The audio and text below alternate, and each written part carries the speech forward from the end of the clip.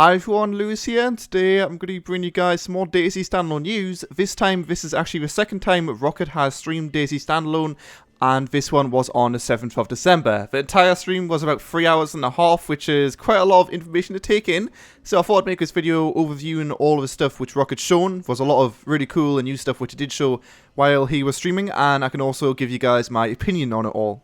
As usual, I will have a link to a full unedited clip in the description below if you do want to go watch through the entire thing instead, but let's get straight into it. So this is definitely the biggest amount of new stuff which has been revealed in any of the streams or videos or anything like that, and it shows off an area of Chernogorsk, or actually northwest of Chernogorsk, which has been hyped up for a really long time. You can see that right in front of you now. This area, if I remember correctly, was actually a screenshot a long time ago showing off the area. I think it's called Selkie. And it's essentially the residential area of Chernogorsk. It's an expansion over on the northwest side, and I think there's a few of these areas surrounding Chernogorsk. One northwest, one north, and one, I believe Rocket said, east. So there's 3 of these massive residential areas surrounding Chernogorsk now. And the cool part of these, if you watched the last stream overview which I made 2 weeks ago, is they actually have fully enterable buildings in pretty much the entire area you see right here. So all the apartments, you can go inside and explore all of the rooms, and I think it's going to be a really big deal for PvP. Obviously in the mod, the hotspots are the northwest, the northeast, Starry, that kind of stuff. And since when the alpha initially comes out, it's only going to be 50 people, I'd imagine, on every server. This might be one of those new hotspots where people are going to be looting quite a lot. And to give you guys an idea as to why it's so awesome, Rocket said it while you were streaming, and also I said it 2 weeks ago when I made my last overview. But essentially, imagine the situation of being in an apartment building, which of course those things are massive, and you look outside, look at another apartment building, and you see a guy just walking around there looking for some loot. That's something which was really missed from original DayZ mod, because there wasn't all these interiors with every single building pretty much. But close quarter combat with these kind of apartments is going to be a big deal. And Rocket also mentioned how nighttime in the DayZ mod kind of sucked because the lighting in Arma 2 just isn't too good. But hopefully, with a nighttime environment in a place like this, you will be shitting many bricks. And like I mentioned, this isn't just one expansion to Chernogorsk in the northwest, but there's 3 of these surrounding the entirety of Chernogorsk, making a massive city. It's something that I think really I've only seen in Fallujah on Arma 2 before, but hardly any of those buildings were enterable. So it's essentially a massive city with a shit ton of enterable buildings. So it's really going to be tense, and since you're not going to come across too many people, when you do come across those rare people, it's going to be a rather interesting experience. If you were paying attention as well, but right in front of Rocket now is actually a view of Chernogorsk. You can see all the way to the end of Chernogorsk and even along the coastline. Of course, the view distance is something which could be changed in the future, but Rocket did make a post recently talking a bit about FPS. They tested a server with 50 people on it, and the conclusion of that was it ran pretty good. You've got to keep in mind as well, this video is actually Rocket playing on medium settings, I believe, at 80% resolution, so that's why it looks so crappy. I really wish would be some 1080 DayZ standalone footage released. I think it was a while ago when Dyslexia helped them out for one of the dev blogs, but other than that, it's all been 720 looking kind of shit medium graphics, so you've got to keep that in mind. The game could actually look better than this, and it looks pretty hot from the top. And of course, down below Rocket is a lot more custom enterable buildings you've never seen before in the DayZ mod. There's so many enterable buildings which were shown in this which I've never seen. There was a prison over and below an entire apartment area in Chernogorsk where you could go in and out of various different apartments and go up and down the staircases. And this is going to be a common theme across the entire map. This is just showing off one example, and Rocket did say this was definitely the biggest change to the map, but you can guarantee there's a lot of cool new military sections. I mean, I remember a screenshot a long time ago of the new below a military area. It looked completely different, so the map is one of the biggest things with Standalone, and for me at least, it's probably one of the things I'm most excited for. Anyway, moving off the topic of apartments, there's still a lot more cool stuff to show, but this right here is a combination of 2 things which we've never seen before in the DayZ mod. This is a 3D scope, which I'm sure many of you guys have played the DayZ mod for Arma 2 before. The scope is just a black circle, but you can see, of course, this is 3D. But not only is it 3D, but it's also actually got a cracked lens. You're able to, of course, as it's been confirmed for a long time, damage different items. Pretty much every item in the game you are able to damage, and it will change, for example, a melee weapon's damage, or in this case, if you damage a sight or a piece of a weapon, it will change its effectiveness. So in this case, Rocket has smashed his ACOG glass, and you can still see through it. It's kind of effective if you do want to look a bit further than you could otherwise. but it really does suck, and you can do that for every single lens in the game. And you can also see two other things which I don't think we've seen before: the bipod, which Hicks just put up on his weapon, and also the bayonet attachment. So bayonets you can also put on Mosins as well. Not really sure about all of the attachments for that, but of course there is going to be a decent amount. And on top of that, actually I forgot about that, you can see the magazine Hicks has got on his weapon is a dual magazine. You're able to sellotape magazines together or use actual military components to meld them together kind of thing, so then you're able to reload a bit quicker than you could do otherwise. Rocket quickly showing off one of the new guns here as well, which is the double barrel shotgun, and also you can see on the player's chest there's actually a chest holster. So this is a new thing which I guess I've just learned how to do recently, but you'll now be able to attach weapons and other items to your actual player. So say for example a backpack, Rocket was talking about the possibility of having a actual slot for a baseball bat on your backpack or on a assault rifle, something like that, and it's the same deal with a chest holster. You're able to put a pistol in that, and I'm not really 100% sure about this, but if you add an item such as a rain jacket, something like that, then the chest holster could be actually used as something to keep your weapon hidden. And as well as hiding it, it also makes you look like a badass, and you can probably draw it a bit quicker than you could do if you didn't have a holster.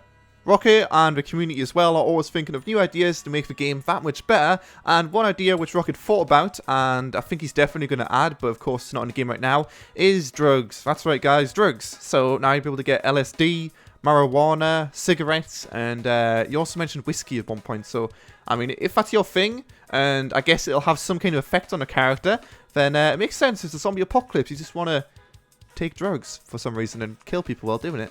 And as well as that, Rocket mentioned modding. It's definitely something which is going to be confirmed to be coming out eventually. It's not really much of a surprise to anyone, but it's nice to hear Rocket say it was indeed going to be happening. But of course, for initial release, it's not going to be a thing. It really, for a lot of people, has ruined DayZ. So yeah, that's one of the reasons. And on top of that, Rocket said that he didn't want, you know, the mix-up of saying, is it a mod that's breaking DayZ, or is it DayZ that's breaking DayZ? So, you know, right now, no mod ability, but in the future, he was talking about having maps where you could walk off the side of Chernogorsk and go to a different map, and I mean, there's so many cool ideas for a game like this. It really just takes time to implement those ideas. But I think the whole apartments, which I'm showing you guys still on the screen right now, they're definitely my favourite part of Standalone, and I'm looking forward to exploring them, and like I mentioned earlier, eventually finding someone in one of these apartments, maybe putting up a middle finger, waving at me, all of the magical things you can do in Standalone, or maybe they'll just shoot me. They'll probably just shoot me, but you can always hope. It was confirmed also now that you are able to move while changing your weapons, which is of course a big gripe with a DayZ mod. If you're in the middle of combat and you could realistically pick up a weapon and shoot them while running, you can't do that in the mod, but in Standalone you can. And on top of that, they also made it so that if you are taken hostage and you've got some handcuffs on you, you can actually move while handcuffed. So it really opens up the fun option of handcuffing someone and watching them attempt to escape. And I can imagine a situation where I would be playing, I'd get handcuffed and I'd somehow get out of my handcuffs, because you can actually shake them off after a while, or maybe it's just for when your hands are self-taped, I'm not sure. But you can eventually escape somehow and then kill the people who captured you. That would be cool, right? Yeah, that'd be cool. And as you can see in that clip, Hicks actually beats up Rocket when he attempts to move, so you can also do fist combat in the game. Player customization has always been a big promise with a standalone, and you can definitely see that paying off in the stream. Of course, I've shown you guys the holster before, but you can see his character right here with the holster, the backpack, the gloves, which are new, the pants, the sunglasses, or whatever the hell those are, a mask, and you can also get like the payday masks. And also Rocket talking about the possibility of having hockey gear or riot gear, making something like a tanky kind of player with a hatchet a possibility. I mean, there's a lot of ways of playing really with the new customization, and it's been confirmed for a while, but you can't forget about the chest pieces as well, which you can put on to stop you from getting shot or stop you from getting stabbed. There's a lot of possibilities with armor, and as a whole there's going to be a shit ton of new items in Standalone, which is really for me what made it exciting in the first place. You're seeing all these new items, and there's also things like blood test kits, and you actually have to test someone's blood to make sure they are the right blood type, and then you can blood transfuse them, but you need an IV kit to do that. It's just a whole extra level of depth on top of a DayZ mod. I mean, not to say the DayZ mod was the deepest thing ever, but it was definitely something different at that time. But now this is going really that step further. Rocket also confirmed that the zombies will have ragdolls eventually, not right now in the alpha, but eventually you'll be able to run them over, shoot them, smash them in the head with a hatchet, and they will actually fall down and look rather natural. I mean, the animations already for when they die do look a lot better and a lot more realistic than they did in the mod, but still, the ragdolls will definitely add something extra to that as well. The final few things which we talked about, which I thought were interesting, was that we're going to be adding eventually horses, dogs, all that kind of stuff. We've actually got a team member dedicated to doing wildlife, so that's going to be a massive deal. That doesn't mean you can ride the horses, but still, I think seeing a horse in a zombie apocalypse is going to be pretty cool. And also, Rocket talked about how the food and drink would work in Standalone as well. So if you do have a lot of food and drink on you, and you're always, happy with the amount of food in your stomach, and you're always well hydrated, your blood will actually slowly but surely go up. And right now, he said that the amount of time to go from no blood, well, not no blood because you'd be dead, but low blood to 12,000 blood, well, it's not going to be 12,000 blood, you get the point. Shit blood to good blood would be about 40 minutes. And he also talked about something which might interest people, which would be the possibility of spawning in with a friend both as fresh spawns.